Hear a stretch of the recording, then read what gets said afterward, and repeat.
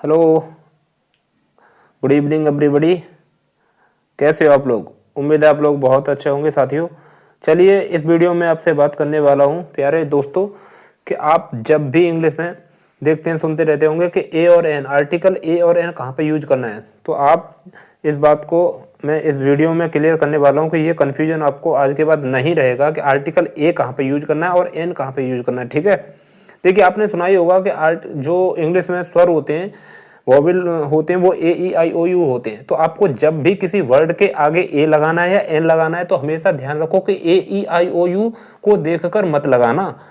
ठीक है, तो कैसे लगाएंगे? चलिए, इसमें ये दो चीज ध्यान रखो, हिंदी के स्वर की ध्वनि के आधार पे और हिंदी के व्यंजनों की ध्वनि के आधार पे हम ये लगाएंगे कि कहाँ पे आर्टिकल ए यूज होना है, कहाँ पे आर्टिकल एन यूज होना है। ठीक है, देखो हिंदी के स्वर कहाँ से कहाँ तक होते हैं आप जानते हैं, अ से लेकर अंग तक।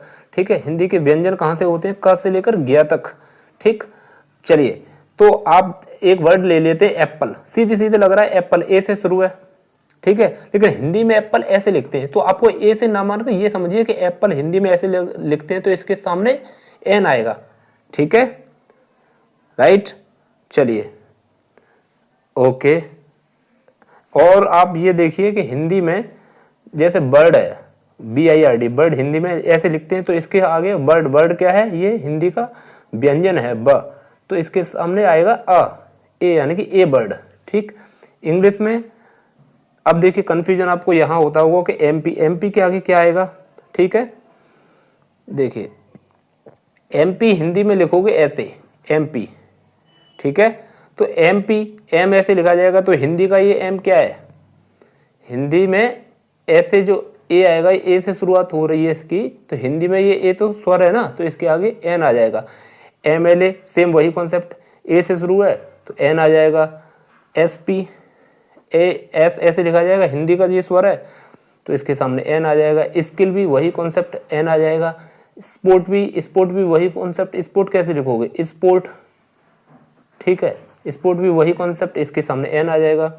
कंफ्यूजन आपको ये भी होता होगा, यूनिवर्सिटी के सामने क्या आएगा, तो यू तो यूनिवर्सिटी ऐसे लिखी जाएगी, यू से यस से शुरू होगा यूनिवर्सिटी, तो इसके सामने ये हिंदी का क्या है, व्यंजन है, तो इसके सामने ए आएगा। यूनिफॉर्म हिंदी का व्यंजन है ये यू। ठीक है, तो इसके सामने ए आएगा।